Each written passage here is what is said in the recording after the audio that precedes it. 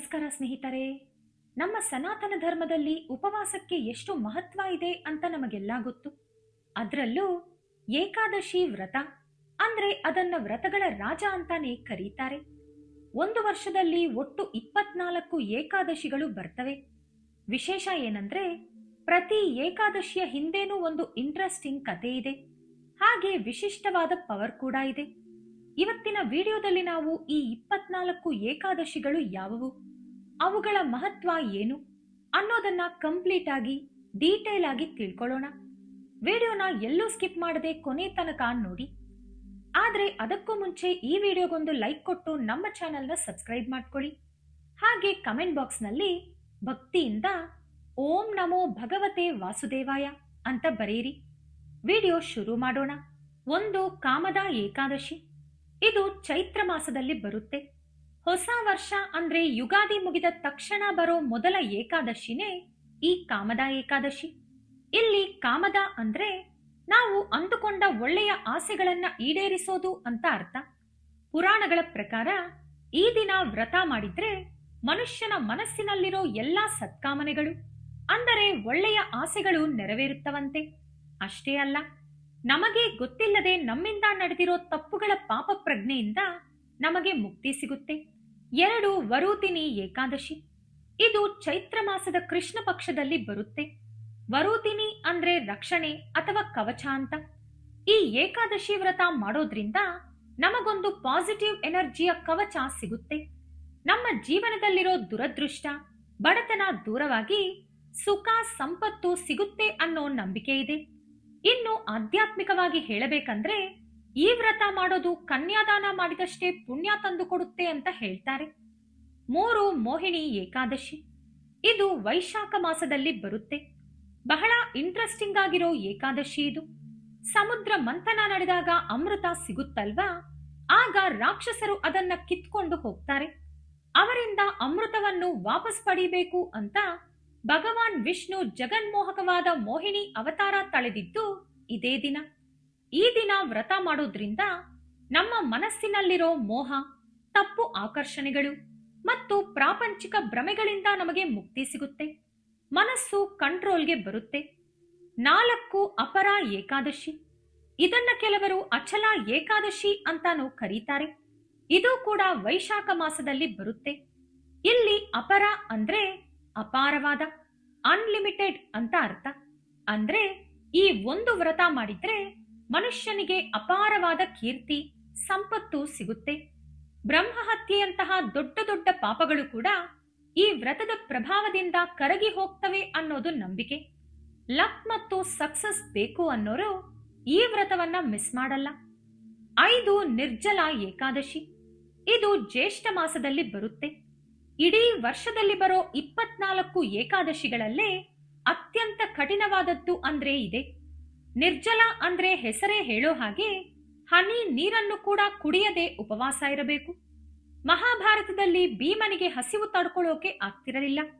ಆಗ ವೇದವ್ಯಾಸರು ಭೀಮನಿಗೆ, ನೀನು ವರ್ಷಪೂರ್ತಿ ಉಪವಾಸ ಇರಬೇಡ, ಈ ಒಂದು ನಿರ್ಜಲ ಏಕಾದಶಿ ಮಾಡಿದ್ರೆ ಸಾಕು, 24 ಏಕಾದಶಿಗಳ ಪುಣ್ಯ ಒಂದೇ ದಿನ ಸಿಗುತ್ತೆ ಅಂತ ಹೇಳ್ತಾರೆ.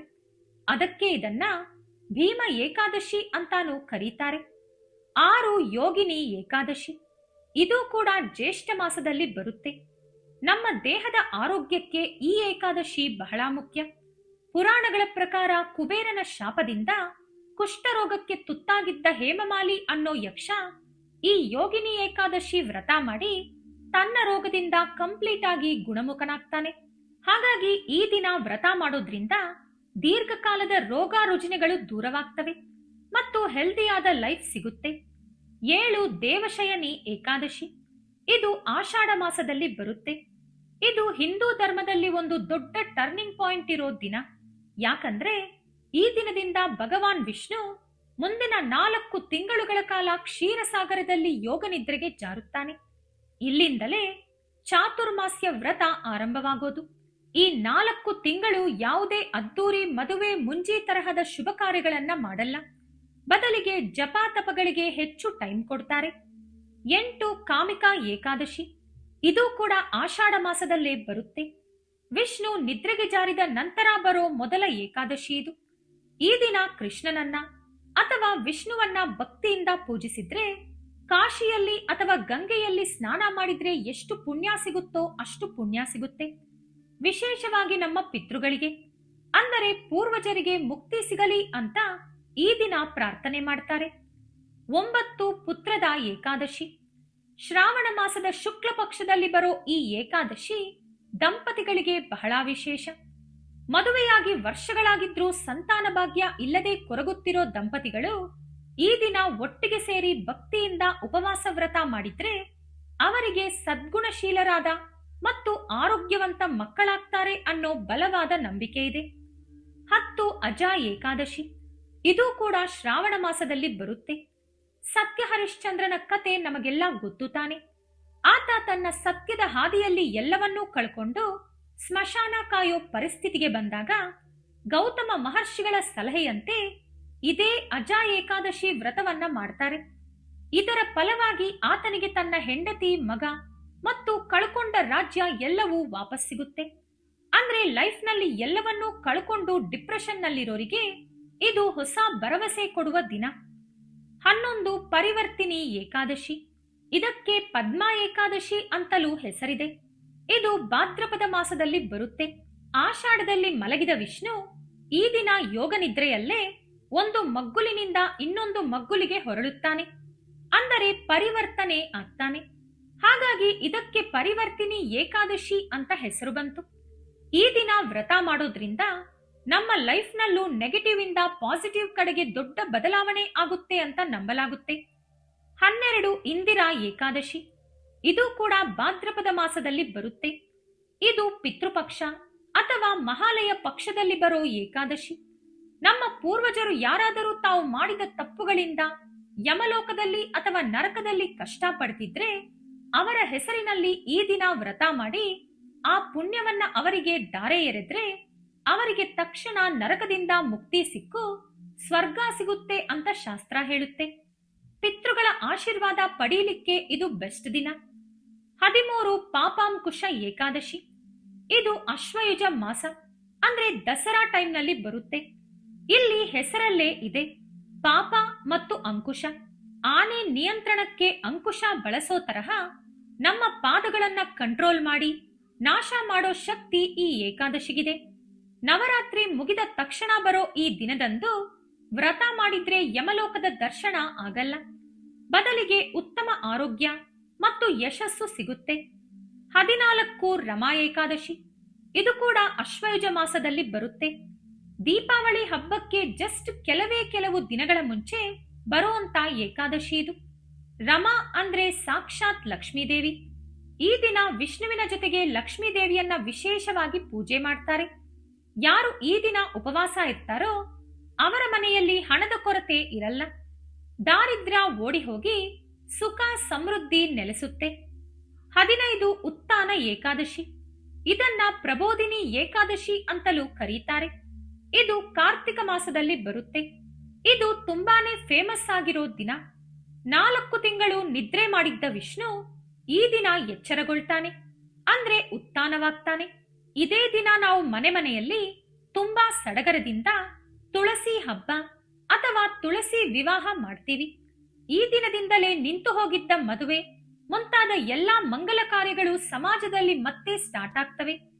16 ಉತ್ಪತ್ತಿ ಏಕಾದಶಿ. ಇದು ಕೂಡ ಕಾರ್ತಿಕ ಮಾಸದಲ್ಲಿ ಬರುತ್ತೆ. ನಿಮಗೆ ಗೊತ್ತಾ, ಏಕಾದಶಿ ಅನ್ನೋದು ಬರೀ ತಿಥಿ ಅಲ್ಲ, ಅವಳೊಬ್ಬ ದೇವತೆ.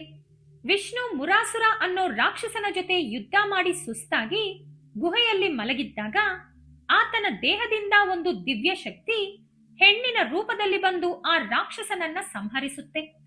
ಆಕೆಯೇ ಏಕಾದಶಿ ದೇವಿ. ಅವಳು ಹುಟ್ಟಿದ ದಿನವೇ ಈ ಉತ್ಪತ್ತಿ ಏಕಾದಶಿ. ಇಲ್ಲಿಂದಲೇ ಲೋಕದಲ್ಲಿ ಏಕಾದಶಿ ವ್ರತ ಮಾಡೋ ಪದ್ಧತಿ ಶುರುವಾಗಿದ್ದು. 17 ಮೋಕ್ಷದ ಏಕಾದಶಿ. ಇದು ಮಾರ್ಗಶಿರ ಮಾಸದಲ್ಲಿ ಬರುತ್ತೆ. ಇದು ಇಡೀ ಮನುಕುಲಕ್ಕೆ ಅತ್ಯಂತ ಮುಖ್ಯವಾದ ದಿನ.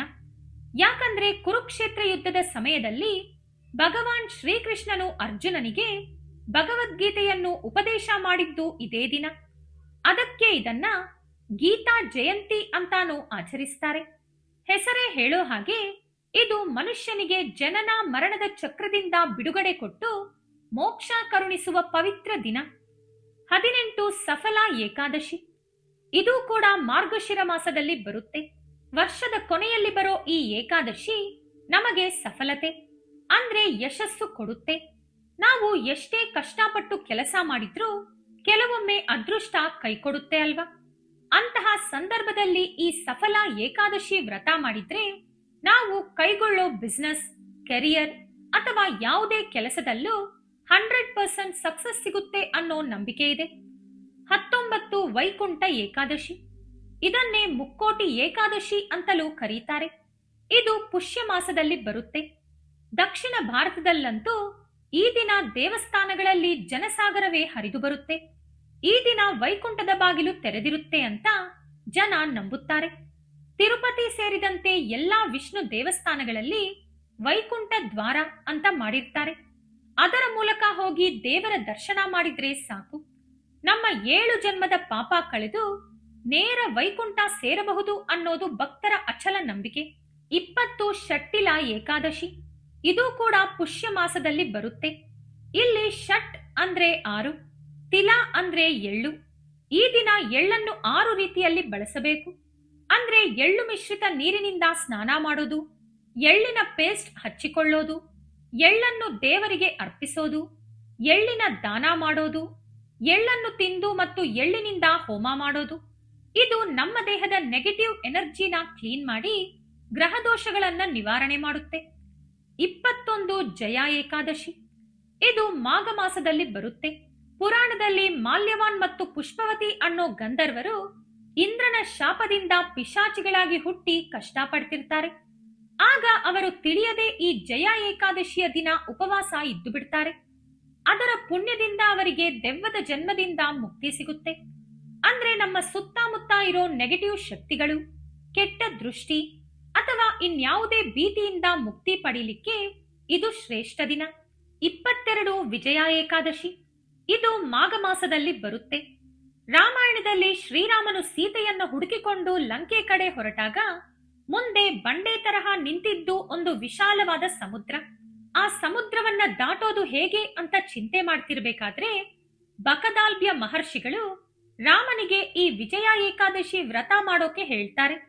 ರಾಮ ಈ ವ್ರತ ಮಾಡಿದ ಮೇಲೆಯೇ ಸಮುದ್ರದ ಮೇಲೆ ಸೇತುವೆ ಕಟ್ಟಿ ಲಂಕೆಯನ್ನು ಗೆದ್ದಿದ್ದು. ಸೊ ಲೈಫ್ ನಲ್ಲಿ ಎಂತಹದ್ದೇ ದೊಡ್ಡ ಕಷ್ಟದ ಬೆಟ್ಟ ಎದುರಾದ್ರೂ ಅದನ್ನ ಗೆಲ್ಲೋಕೆ ಈ ವ್ರತ ಶಕ್ತಿ ಕೊಡುತ್ತೆ. 23 ಆಮಲಕಿ ಏಕಾದಶಿ. ಪಾಲ್ಗುಣ ಮಾಸದಲ್ಲಿ ಇದು ಬರುತ್ತೆ. ಅಂದ್ರೆ ವರ್ಷದ ಕೊನೆಯ ತಿಂಗಳು.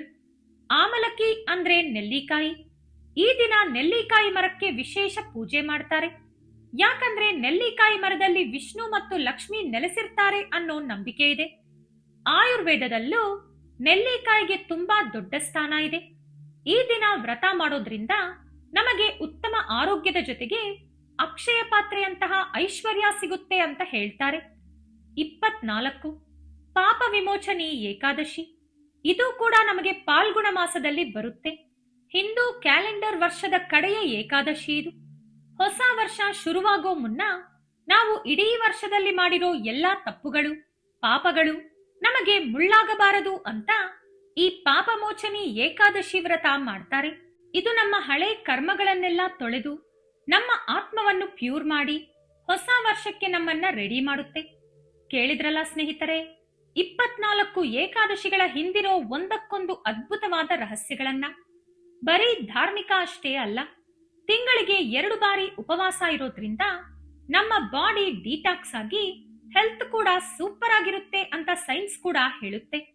ನಿಮಗೆ ಈ ಮಾಹಿತಿ ಇಷ್ಟವಾಗಿದ್ರೆ ಲೈಕ್ ಮಾಡಿ, ಶೇರ್ ಮಾಡಿ, ನಮ್ಮ ಚಾನೆಲ್ ಅನ್ನು ಸಬ್ಸ್ಕ್ರೈಬ್ ಮಾಡಿಕೊಂಡು ಬೆಲ್ ಐಕಾನ್ ಕ್ಲಿಕ್ ಮಾಡಿ. ಧನ್ಯವಾದಗಳು.